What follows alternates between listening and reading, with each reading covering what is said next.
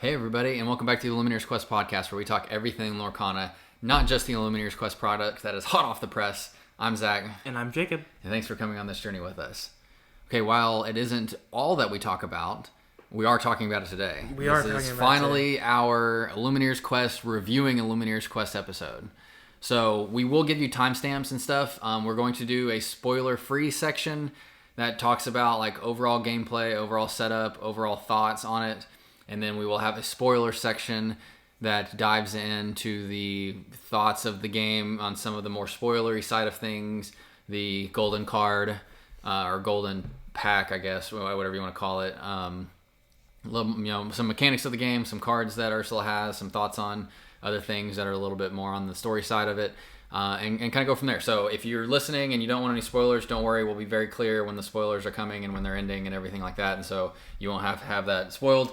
And so you can listen through on the other pieces. And, if you are, on the fence on if you want to get it or not, maybe this can help you out if you, have pre-ordered it or don't have it yet and you want to kind of understand some of the setup pieces. It did take us a little bit to get everything set up.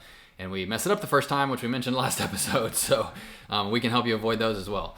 But yeah, it's going to be a fun episode. It was a super fun time playing and enjoying and collaborating and all that sort of stuff. And so yeah, we're gonna go through all of that and have a swell episode, I hope. All right, let's do it. All right, and quickly, as always, again, thanks everyone for the support. If you're going to Chicago and you need singles to complete your deck, we have our TCG Player affiliate link in the description below, where you're listening/watching this.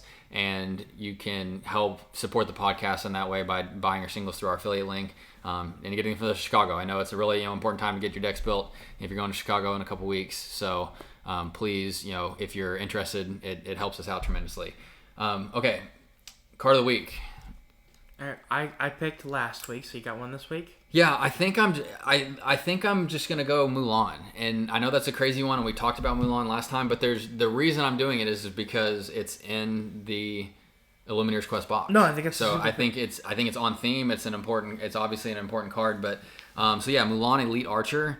I said from the beginning was going to be the most powerful card in the set, and I'm tooting my own horn there, mainly just kind of boom roasting you as we do in our group chat, because that's my favorite thing to do. I said Mulan would be the most powerful card, and as of now, after initial testing, I think it probably is.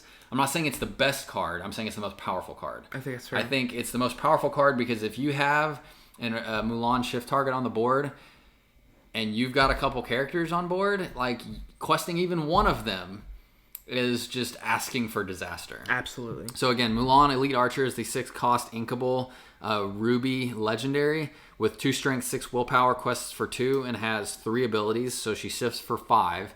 So the fact that she only shifts down in cost in 1, that alone should tell you that this is an insane card. Mm-hmm. Her second ability is Straight Shooter. When you play this character, if you use shift to play her, you get +3 strength this turn. So that turns her into a 5/6 for the turn she's played when you shift her. And then on top of that, she has Triple Shot that says during your turn, whenever this character deals damage to another character in a challenge, deal the same amount of damage to up to 2 other chosen characters.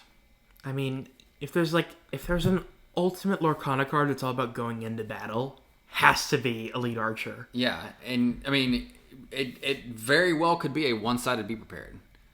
Yeah, most likely. I mean, and in a world where you've got a Shield of Virtue in play, or you've got a LeFou in hand to tap to get her ready to challenge again, like you could take out 6 cards in one turn. Sure. Like insanity, So I think the biggest strength I think that this like whole line has is that like it really slows the game down for your opponent. Like they have to be very, very certain that they want to do what they're going to do if they're questing or singing or whatever the case might be, because it really holds the board up. We've seen other cards like this in the past do that. Your Captain Hook from set 1 and Steel, the Forceful Duelist. We've also got Smee from set 3 that does a lot of damage. You've got the Madame M Snake and Fox that are just big powerhouses that are going to really positively trade into characters. Same deal for Mulan. If you have a shift target Mulan on board and the potential for the shift is there, You do not want to quest into it if you've got, evasive characters that you don't want to die or other important high lore questers, because they're going to get targeted. She's going to do a ton of damage, and she's going to wipe your whole board out. So, and then on top of that, as I said, she's one of the legendaries in the Illumineers Quest product that you get, and it's the alternate Ursula version where Ursula's tentacles are engulfing the card, which is insane too. I mean, and that's going for a pretty penny right now. So yeah, I mean, it's an insane card. It's an awesome card. And yes. Yeah, I don't know if, I would imagine that this one ends up being more than just a normal foil legendary, because Yes. I would imagine it's probably a little more limited. But yeah, from a value wise, I don't know where that ends up. But regardless, that one is going into a binder and staying with my complete set for sure, because it's just beautiful. But yeah, Mulan Elite Archer, if you're a Ruby player, if you're an Amber Ruby player, you're definitely going to be interested in Mulan. I think it's just one of the more, again, impactful cards. That being said, I do have a provocative question around Mulan I have to ask you. All right. Should Mulan be in steel? Oh, That's what. Hey, I'm throwing that out there. Should Mulan be in steel? Because she's not banishing the character. Like, she's not. Yeah, Ruby's banish. Steel is deal damage. Dude, that makes perfect sense. She should, right? She should. And I mean, let's be honest. Steel got crappy legendaries. Per use. Well, not per use. You've got two steel legendaries that are prime S tier. Everything else, prime F tier. Okay, I'll agree with you on that. I mean, she should. She should be. 100% she should be. She's just an upgraded Tink, honestly. I think she's an upgraded Tink. Just think about it. Tinkerbell challenges and deals damage to another character on banish, and so that's a little bit different of a mechanic, but that's what she's doing, is she's challenging and dealing damage. She's not challenging and banishing another chosen character.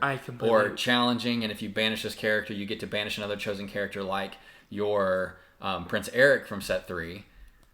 No. I don't know when I thought about this, but I thought about this last week at some point. I was like, I have to bring that up. No. I think she is much more deserving to be in steel than Ruby. I mean, as a current steel player, I completely agree. Let's just paint over that Ruby banner and make it steel so that I can play her. No, I genuinely though, I don't really care. I'm not trying to cause a kerfuffle or whatever, but I genuinely think it makes more sense in steel because it's a damaged based character, not a removal based character. I completely agree. She obviously does a ton of removing with her abilities, but I think it's not direct removal. I think it's more damage based removal. But anyways, I concur. I'm glad you agree because I thought that was kind of a hot take, but maybe it's not. I completely agree. I think you're absolutely right. I think the only thing that maybe would veer it towards Ruby would be that it's more challenge based, which is definitely but again, Tink is challenge based too. Tink and Robin Hood are both very challenge based. Yes. So I see there's conversations for both sides. I think you're definitely right on the challenge side of it. Which I also had that consideration when I had this initial thought. But then my secondary thought was, well, Tink is a challenge-based character too. No, absolutely. To deal with damage. So, yeah, I don't know. I think it's a fun conversation to have to just maybe at some point we can do an episode on cards that should be in other inks or something along those lines. I like it. And go from there. But yeah, that's just one of the biggest cards in the Illumineers Quest. It's one of the biggest cards in the set. And then I forgot to write that note down, but I just remembered and had to bring that one up too. I love it. Okay, so news, what's on our mind, league recap, all of the above. Atlanta, leaving tomorrow. Dude. So. Good luck to you. Yeah, I guess I can say I'm not brewing anything crazy or any crazy tech to do, but I did do a lot of research to see what the player base was. I know there's an online website too that goes through set championship winning decks and are winning lists and lists all the decks in the top 10 and top 8 and everything. And I played Steel Song through the vast majority of my set championships. That was definitely a local meta call based on what everybody's playing here. Looking at the wider array of data and what people's playing, I'm taking Ruby Sapphire because I feel like that plays better into the larger field and just what I'm expecting in Atlanta. So if I make a bad call, I make a bad call. We talked about this right before we started recording that, and we've said a million times on the podcast, the meta's so wide open that it's very matchup dependent. And so if I make a bad meta call and, the matchups I get are not favorable for me, then, it is what it is. And that's going to happen. And, you're going to have a little bit of luck on your side to get to that top cut and get some good matchups. But I feel really confident with the deck. I know how to play it. I think it's one of the strongest decks in the set. I feel it's a very refined list that I have. And yeah, I think that going in with the Ruby Sapphire is going to hopefully bring home some promos. Let's do it. I love it. Yeah, and then and maybe probably not next week because we won't be recording, or the episode we're recording for after Atlanta won't be recorded right after Atlanta. So we'll definitely give you a quick update, and if I somehow come out on top of this whole thing, which is not happening, by the way. I'm not saying anyways. I'm going in confident, but I just don't. I'm not like, my expectations are low and my hopes are high, if that makes sense. Yeah. Anyway, so if something, we'll give some updates on how it goes and how a couple of the other local people that went go. Seth from the Inner Circle is going as well, so we'll give some updates on that. If for some reason we make top 8, top 16, we'll probably dive a little bit deeper into it. Otherwise, we'll probably just, news. I could just imagine recap. you recording a video and just being pumped as all get out. Just there will be a ton of yelling and not if I do somehow get to that top 16. Although we touched on this last time too, but I guess this is news, and it is worth touching on that. They announced the official final prize support for the top 4. You get the serialized Mickey that they still haven't released, by the way. No, top 8. Oh yeah, you're right, top 8. Well, that's depending on the player base. If you're over 1,000 players, then it's 8. If you're under 1,000 players, then it's 4. Okay. But there are also cases for the top 2, and there's a foil set of every legal card, including enchanteds. So that's incredible. Let me ask you this: what do you think the value of stuff that the winner's going to get receives? So they get all of the promos. They get the Dragonfire, the Let It Go, the Cinderella Stouthearted, the Rapunzel playmat, the gold numbered Mickey, a full foil enchanted set of all the cards, booster cases. What do you think the value of all that is? I'd say 35,000. Okay, that's the realm that I was in. Okay. I was saying 40 to 50 maybe. Yeah. But I might be on the high side because a lot of that's obviously dependent on the serialized Golden Mickey, which we still haven't seen. We'll touch on that in a second. The Mickey's got to be 25, 30? Minimum? Because there's 20, there's 30 of them total in the world. And it's the Mickey, and it's the Brave Little Tailor, the mascot of the set, or of the game. Mm-hmm. So I feel very strongly, especially if it gets graded and as a PSA 10, it's $25,000 to $30,000. We shall see. The Stitch rock stars are 1,000, and there's infinitely more of those than a golden numbered Mickey. No, I agree. We're gonna have to wait and see how insane it is. The booster cases are $1,000, so that's not a ton. The other promos are probably another 2,000 to 3,000, maybe 5,000. The Rapunzel and the Stouthearted are probably I don't know, 500 to 1,000. No, probably more than that. Cause, 1,000. Yeah, you're probably talking 5,000 for that. So now we're up to and then what's a complete run of all enchanteds and all foils run? Who knows? I have no idea. I think all the enchanteds are with Elsa, you've got 1,500 for Elsa. I think Elsa might be down to 1,000. We'll say 5,000. Yeah, I'm saying $45,000 for everything. So you're buying a car if you win that. Plus all the the hype that's around you. You're going to get so many appearances on everybody's podcast. I doubt we're big enough to get the winner of Atlanta on the podcast, but every big podcast in the world and every big media outlet that covers Lorcana is going to want to cover this, and so they're going to get so much exposure from a content creation perspective. But yeah, I'm saying $45,000. I think you're right. That's just a nutty prize support for the game. Insane. We're again, the set overall, we're headed in a good direction. I think it's insane. Yeah, I mean, and that type of support for the player base and the competitive community, like, definitely lends to more people wanting to play the game to grow the community as well. So, yeah, I mean, I that's obviously, again, what's on my mind and where we're going at for these next couple weeks. But, again, don't have expectations of winning. Very low expectations, so I'm not disappointed, but very high hopes. If I make, like, top 64, top 32, I will be ecstatic. Yep. Which, I mean, it's gonna be tough. But it's gonna be nearly impossible. Again, it's they've done the math out of the 9 rounds and 2,000 players. At first we thought it was gonna be like 5 wins and all ties pretty much guarantees you top cut, but with the expanded player count and the not expanded round count, it's pretty much you got to go to 6 or 7 out of the 9 2-0s now, which that's just insanity. So anyways, yes, it's going to be a lot of fun. It's going to be the first big like event like that I've ever been to.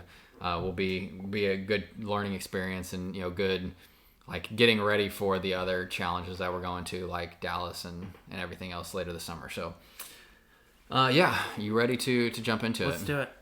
Okay, so again, for everybody that doesn't want spoilers, we're going to start with a non-spoiler section and cover the basics of the game, the setup, our thoughts on the decks and cards and everything along those lines. And at some point when we start to get to the spoil section, I will look at the time stamp on the recording, and we're going to probably talk about spoilers for 10 minutes. And then, so whatever that timestamp is, you can fast forward 10 minutes after that, and then you can skip all the spoiler stuff to like end the episode. Okay, so let's get into it. Overall thoughts on just like the presentation, the everything that came with the game, and the initial thoughts, unboxing, and everything. I think we even mentioned it on our unboxing stream, is that's the thing we were most excited for. Oh, for sure. Was playing Illumineers Quest, not just because of namesake, but just because of, I mean, you and me, we even did a story episode on Lorcana. This was kind of the culmination of the first story, right? Yep. And so I just think there was a lot of hype, a lot of build up from a lore perspective and a player perspective. At this point, there's never been an official co-op Lorcana game, so I think the hype was there, the anticipation was there. Yep. And to be completely honest, it fulfilled all the hype, I think. So I completely agree with everything. I think everything was like packaged really well. I loved all the stuff that they had in there. The Ursula like oversized villain card that you're playing against is really, really awesome. The foil on it is fantastic. You've got all of her deck that's not legal in the set that has the gold backs. Like, I think that's a fantastic touch as well. You've got the starter deck. I mean, I'm calling them starter decks. I don't know like what you technically call them. But I think they call them like quest decks or something. Yeah, the decks in there. I think the first time we played them, we'll get into this when we talk about the gameplay, but we played it a little wrong. And so I think the decks that come with are viable. Obviously, if you have a very, tuned deck to beat Ursula or to deal with, just normal, like really meta call type decks, then you might have a little bit more success. But we did our first playthrough with the meta deck, or with the starter decks, because it has the Mulan in there and everything else, and the Yensid and the brooms that you like. Or I guess we said that in the other episode. One of the decks is Amber Ruby heal damage support type deck.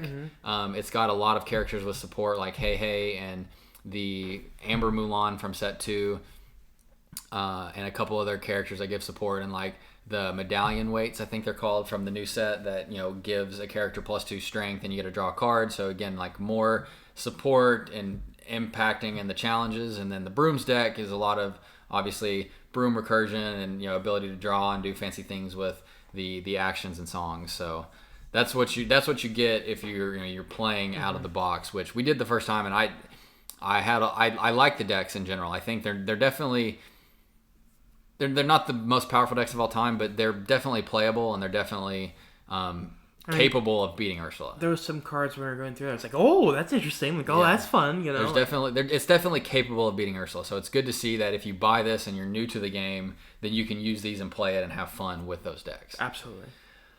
Okay, so we talked about this a little bit already, but we have to talk about like the Ursula tentacle cards. So the Yensid. Okay. I mean, we've seen the pictures of it. Yeah. Of like in the decks. So in the Ruby Amber deck, there's the foil Mulan and the foil Piglet, and the Amethyst Steel deck. There's Yensid and Playful Sorcerer and Mickey Playful Sorcerer. From the set, and so those cards are fantastic. Like just the art, the alternate version of those is insane. So absolutely incredible. Yeah, it was really, and that was another reason we kind of chose to do that, is just to get to play with those a little bit. I mean, I've never played a. Oh wow, you're just running into all this stuff, aren't you? Yeah. I've never played a broom deck before, so that was super fun. Yeah, we've talked about playing the brooms a lot too, and it only comes with one Yensid, and so it makes it a little more difficult. But yeah, one Playful Sorcerer sounds like. But I mean, one wayward. Yeah. So, but numbering is a little off. But it was awesome. Just like, I even used the sorcerer's hat trick, and I just said, "Oh yeah." Magic broom, and it worked. So it does have the sorcerer. That's set 3, right? So the sorcerer's hat, where it says exert and name a card. If you name and then draw and then peel the card off the top of your deck, and if you name the card that you named is the card that you drew, then you get to keep it. And you had an Ursula's Cauldron out that you can look at the top 2 cards of your deck, put one on the top, one on the bottom, but that got banished, and so we couldn't use that anymore. And so you just winged it, and it worked. And so that was really fun. I did forget that tidbit, but that was really fun. Yeah, okay, so I think that's good on the decks. The decks are fun. Obviously, I guess it's worth mentioning, you can use whatever you want. Like if you have a pre-built deck that you use for your league nights or, playing for fun or whatever the case might be, you can use all that too. And especially if, you're playing with more than 2 people initially, then you're going to need more cards because it comes with just the 2 decks inside. And so if you're wanting to play with, 3 or 4 people, then you will need those additional decks for those other players. Absolutely.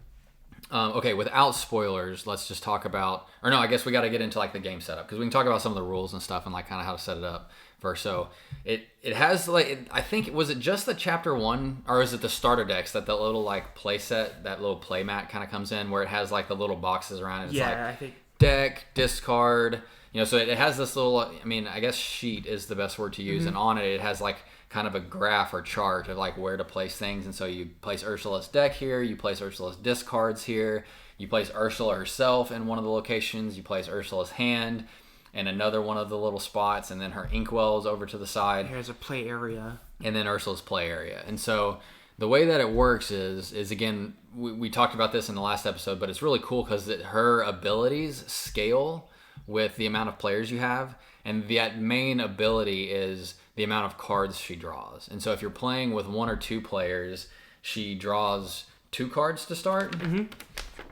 We played with 3 players. And so when you play with 3 players, she starts drawing 3 cards. And then the crazy thing is she gets ramped up as well with the amount of cards that she can draw. So the way that the game works and the setup and just the playing of the game, this isn't spoiling anything. This is just trying to help anybody that's wanting to understand the game and how to play it better to begin with. Is she draws that amount of cards every turn. So like if you're playing with 3 players, she draws 3 cards every turn. And it's not like us where we get to draw like 1 card every turn. And so the way that it works is she draws a card and plays it. And if she has enough ink to play said card, then it gets played for free, essentially. And so the way it works, like if you have a card that costs 2 ink and she has 2 ink in her inkwell, then she gets to use that card and play it for, quote, free, because she doesn't exert the ink and it can be used again that turn. If she doesn't have enough ink, so she's got 2 or 3 ink in the inkwell and plays something that costs 6, then that card gets inked and is now part of her inkwell. So that's how she gets ramped up. And that's how she gets the ability to use more powerful cards. And so you can imagine with her drawing 3 cards to start with 3 players, and if she's not able to play any of those, she can ramp fast. Yes. Very fast. Get to very big, scary bodies very quickly. And I mean, not to spoil any of the specifics, but there are some scary cards. There's some scary cards. There are some scary cards, and there are some very impactful cards, and there are some very, oh crap, what are we going to do now cards. Yes, exactly. So yeah, I mean, that's kind of the setup. And then The ramp that I kind of talked about is, so if you're playing with one player, she draws 2 cards, but then when she gets to 20 lore, she gets to draw another card. So I guess that's kind of a little step ahead. So to win the game, all players playing have to get to 20 lore apiece. Mm-hmm. So like if there are 3 players playing, each of those 3 have to get to 20 lore. It's not like 60 lore total. It's myself has to get to 20 lore, you have to get to 20 lore, and then player 3 has to get to 20 lore. Mm-hmm. Ursula has to get to 40 lore. So she wins by getting to 40 lore before all other players get to 20 lore. Yes. And so yes, so she can ramp quickly, and so she can get a lot of bodies out there and get lore fast because she can play, 3 or 4 cards every turn. And so again, at 20, if you're playing with one player at 20 lore, she gets to draw 3 cards. If you're playing with 2 players, she starts off drawing 2 cards, and then at 10 lore and 30 lore, she gets to draw 1 more. So at 10 lore, Ursula with 2 players gets to draw 3 cards, and at 30 lore, she gets to draw 4. With 3 players, like we played with yesterday, she draws 3 cards off the bat, and at 20 lore, she gets to draw 1 more card. So when she hits that 20 lore, like when we were playing yesterday, when she hit that 20 lore threshold, it was like, this is bad. Yeah, she's exactly. Already like really tough to deal with, and now she's got another card that she gets to play every turn. Because again, by the time she's at 20 lore, she's more than likely at 7 or 8 ink, and I don't know what the most expensive card in her deck is, and it's not a spoiler to not say it. I think it was 7 or 8. I know there was at least a 9. Okay, so we never got. I know there was a place where she had 9 ink in there, but I don't think we ever played. One time. Did we? Is that the one that I'm thinking about? Yes. Okay, that was that one. Okay, we'll get to that one too. Again, not spoiling it. But yeah, so she can get there quick, and then she gets to play all those. She doesn't exert the ink, and so if she has 7 ink and plays 3 7-cost characters, like imagine how hard that is to deal with. They're questing for a lot, most likely. They've got really impactful on-play abilities, most likely, and so it's incredibly tough. And so you guys have to collaborate. And so this is where I'll kick it back over to you. Is the most fun part of this game to me was the collaboration between the players. So on the player's turn, the way that the player's turn works is like we all go at the same time. So 3 of us were playing, and we can all take our turns kind of in unison to like all interact with each other to battle against what just happened with her. No, I mean, I think like one of the coolest parts was we would use each other's items abilities. Like I think that was one of the coolest interactions. So like you would use, I believe it was the medallion. What was it called? Yeah, the medallion weights. Yes. From set 4. And you wouldn't just use it on your own. You would use it on my characters. Use it on my brother's characters who was playing with us. Yeah. Which was like super cool to see. Like, oh yeah, I'm not just buffing my own characters. I'm being a supporter. Like to use video game terms. Like I'm being a support type. I'm being a mage. To help out. Yeah.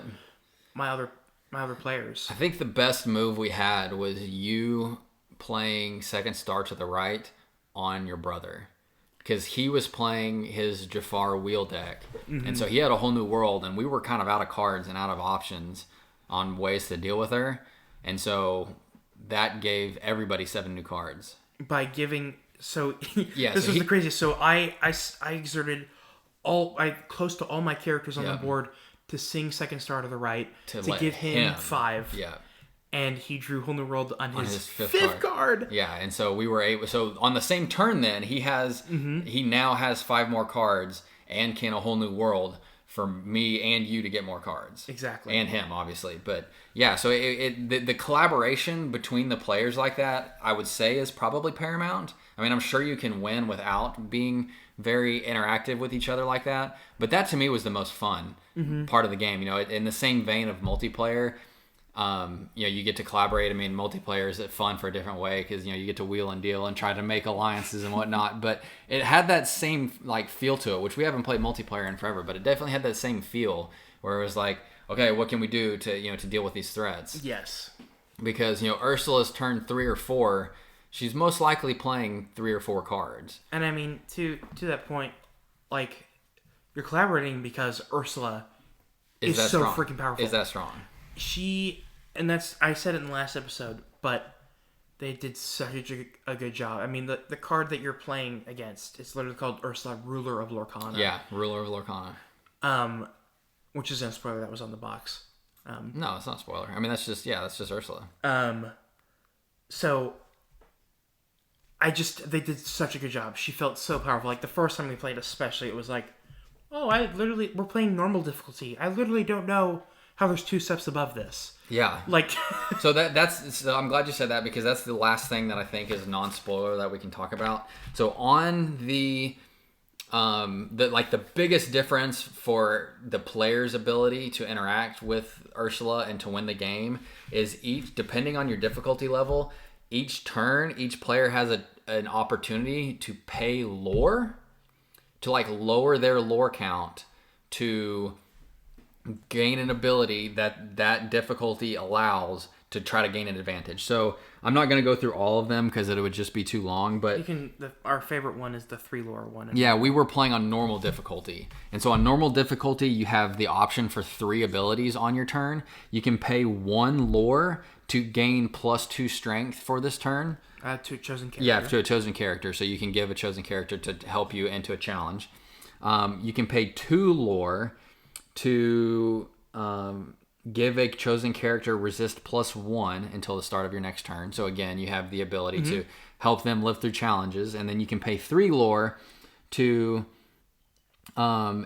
give the ability where each player except Ursula can draw a card. So basically, if you're out of, and we did that a couple of times because again, we didn't have a ton of card draw on those the decks included, and your brother couldn't find a hole in the world to save his life until you sang Second Star of the Right. So, yeah. I mean, you have the ability to kind of do that and to play around with the lore, which is kind of cool too. It gives you another like kind of currency to deal with. Especially if one player like myself would play in the room deck, I was a lot more aggro, so I was gaining lore fast. And so I was able to be the supporter type and use those abilities to help everyone out. And that was, and we can talk, and we'll finish up with that with kind of some of the strategies and stuff on things that will help out win. But is there anything else non-spoiler that is worth touching on before we jump into the spoiler section? I mean, I think we've said it a few times, but I think if you're a new player, this is perfect. Yeah. Honestly. You learn the fundamentals of the game for sure. And obviously the rules are a little different. Ursula plays a little differently, obviously. Obviously, you're playing one-on-one in a normal circumstance. Yeah. But I think, especially if you're playing with more veteran players, this would help out a ton for new players. Okay, so we will go into the spoiler section now. We're 32 minutes and 30 seconds into the episode, so we'll say 10 minutes from now. So we'll say 43 minutes in. If you don't want spoilers, fast forward to 43 minutes. And we will make sure that we are done with the spoiler section before that review, or we'll cut it. We'll cut it and go from there. So, okay, spoilers time now. You give you 2 more seconds to leave, and we're going into spoilers. Okay. 1, 2, 3. Okay, spoilers. Here we go. Okay. Okay. So Ursula's deck is nutty, and she has some crazy cards and crazy abilities. Do you have it with you? I can go grab it. It's right over there. I can go grab it. So. Okay. So, I think like when we opened the box and we actually just skimmed through her deck a little bit. Didn't look at any of the abilities. However, we just looked at the title of the card and of her cards and the picture. The art on it. And I think, like, we were absolutely freaking out at the art and just what was included, the actions, the items, the characters. I mean, I was just saying, like, he's back. All the possessed characters. They're called Entangled. Yes, Entangled. They look possessed, and so Entangled Glimmers. I have to use the correct wording there. Yes, I appreciate you being the on point one for us, but they all have so much strength and willpower. They're so powerful.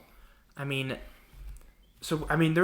even exclusive characters in this, which was probably one of the coolest parts to me that aren't in the game. Which not any like crazy characters, not like like Tron's in this or anything, but like one specifically I'm thinking of is it Ursula's daughters? Triton's daughters. Yeah. They've all been taken.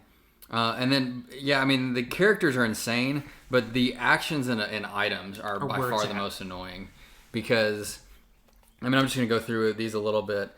So like a 3-cost action says deal 2 damage to the highest cost character each opposing player has in play. So just, taking a bunch of stuff out.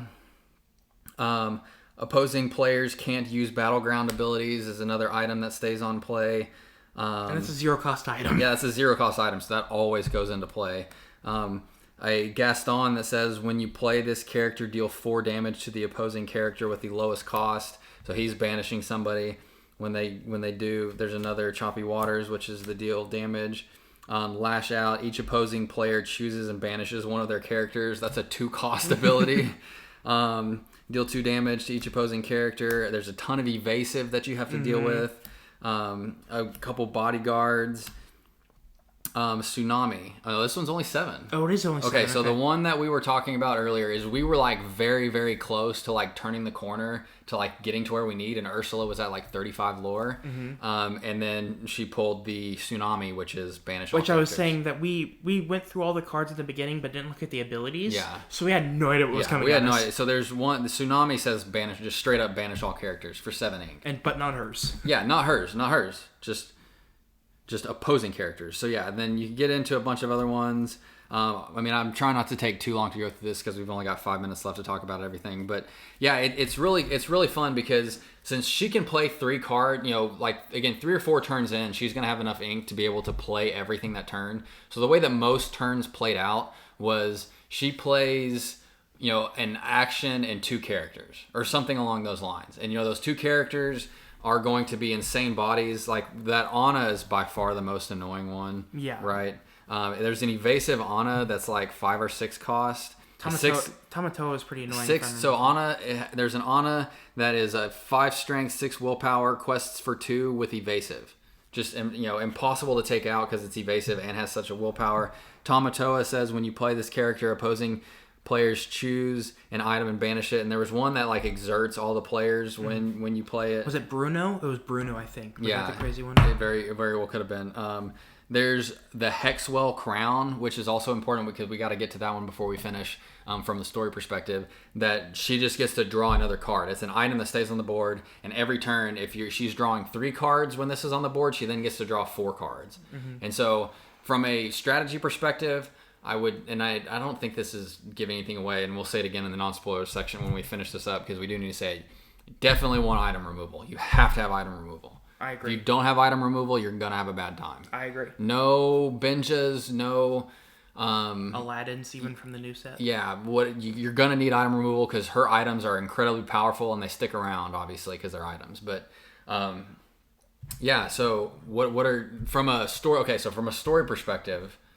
And I think there's even some stuff there's even text we need to read. There's some. Yeah, we haven't gone through all of the story yet, but we see what happened. We know what the card is and the golden pouch that you get with the game, and it's the broken Hexwell Crown, which is a set 5 card. Yeah, and the foil on that card is bar none, by far the best foil we've ever seen. It's like. If you're a Pokemon fan and the old Legendary collection from ages and ages and ages ago, where it's very just sparkly, fireworks all over the place almost, it's incredibly sparkly, it's incredibly crazy, and so obviously, is it fair to say we're fine on time? We've still got 4 minutes left. Is it fair to say then that the Hexwell Crown was what was giving her powers, since that's what we went and we broke to defeat Ursula? So it's the combination of the Stolen Trident and the Hexwell Crown. And the Hexwell Crown. Yeah, so I mean that's a cool thing that they one of the cards that you play is that crown, and it's an insane ability card, and at the end of the game, once you've defeated her, you're breaking said crown. Which, I don't know if we mentioned this, but it's a set 5 card. Yes, you said that. Okay. And so it's crazy that now, if you have an Illumineers Quest, that card is a playable card legally in set 5 once that comes out. Crazy. It's super cool. You get a little sneak peek. I don't think it's the best card of all time. But, I think it's interesting enough for it to be oh wow, that's actually pretty cool that you're able to get this early. Yeah, I don't have that one with me, or I'd tell you what it does, but it's exert for 2 ink to draw a card. It's a 6 cost uninkable, exert for 2 ink to draw a card, or exert for 2 ink and banish. Is that a legendary, right? I think it's rare. Yeah, it's a rare. Okay. And then that has 2 abilities. One of them is exert for 2 ink to draw a card, and one of them is exert for 2 ink, and do something else, and I can't remember that one off the top of my head. I think it was like discard Gainalore or something. I don't know. Yeah, I don't remember either, but regardless, it's crazy that it is a set 5 card like that. I don't know what I was expecting. I luckily didn't have it spoiled. I had no idea what to expect on what was going to be in the pack, but I was not expecting that. So I mean, it was super fun. So yes, regardless, the story's great. We've got 45 seconds left here, or I guess we've got a minute left. But I don't want to run over and have to deal with any of that. So it's great. The way that it plays is fantastic. All of the characters that get played out every turn are really hard to deal with.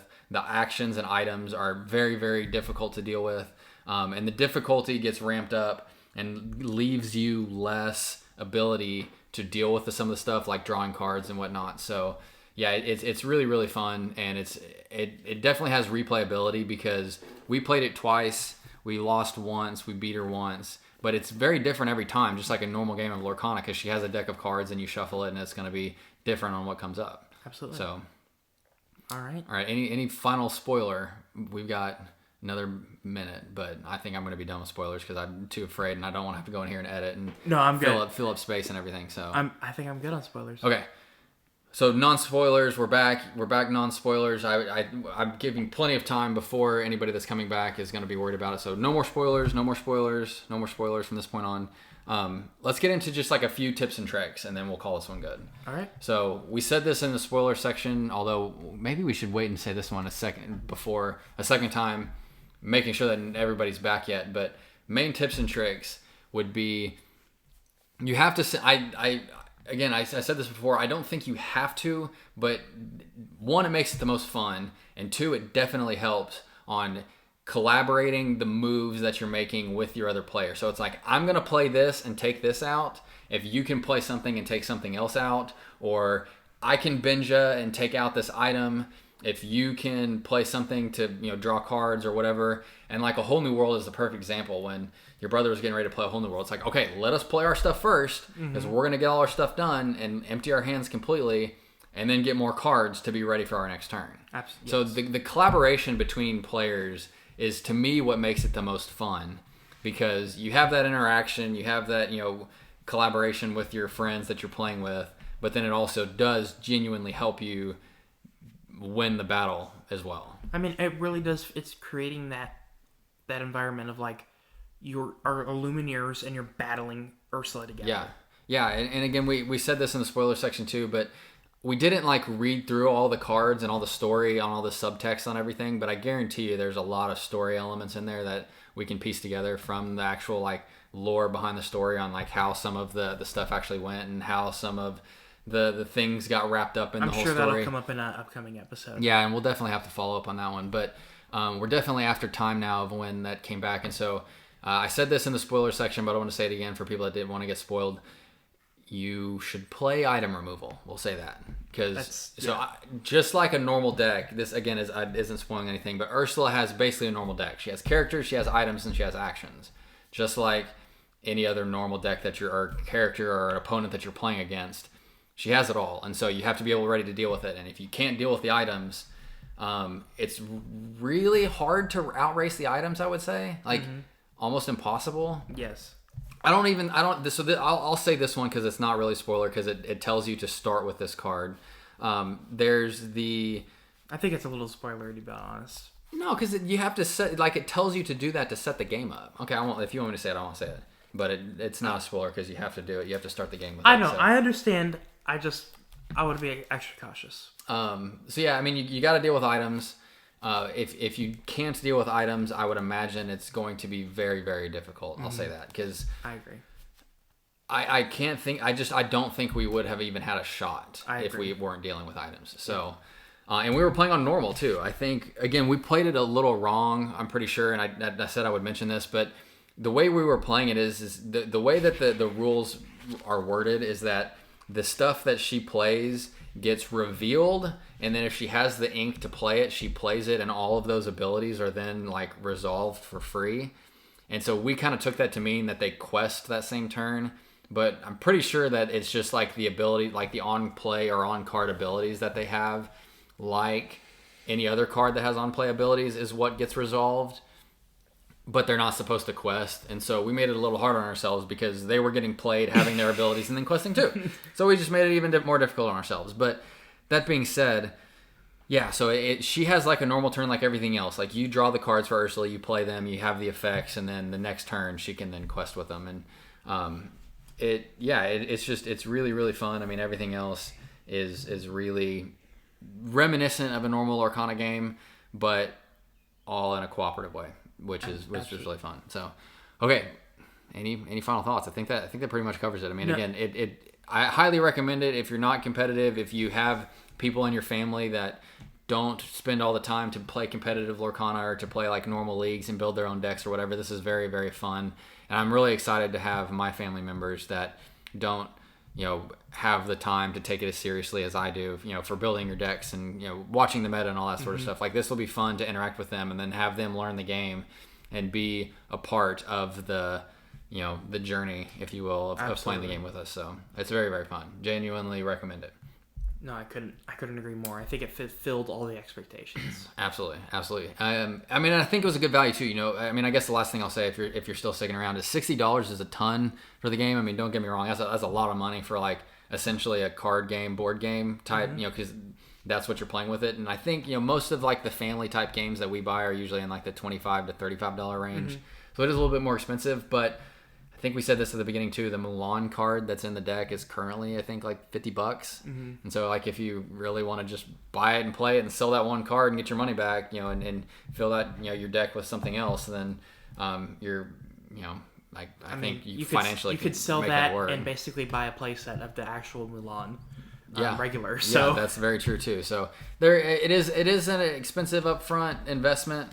But I think you're getting your value. Yeah, you're definitely getting the value out of it because those Ursula cards that are in the set are going to be worth a lot down the line. So very fun. Highly recommend if you have players that you want to introduce to Lorcana. This is a perfect way to do it and have a lot of fun with them as well. And you can play alongside them and teach them too. So any final words? No, man. Again, like the set itself, super positive. It was a great time and one of the best parts of release day. For sure. And release weekend. And again, there's a lot of legs. I think it will continue to be fun. The more time, multiple times you play it, you can change the difficulty up. You can probably even make up your own little rules if you want to make it, new or fresh or whatever the case might be. I mean, why not? This is all about having fun with your family, so there's no reason not to. So highly recommend. Again, I'm going to be repetitive on this one because it is that much fun. But I think that's all I got to say. Me too. I mean, it was just good times all around. All right. Well, appreciate it as always, everyone. Hope you had fun. If you are enjoying, Illumineers Quest as well, the podcast and the game, appreciate all the support, and we will catch everyone next time. All right. Bye, guys.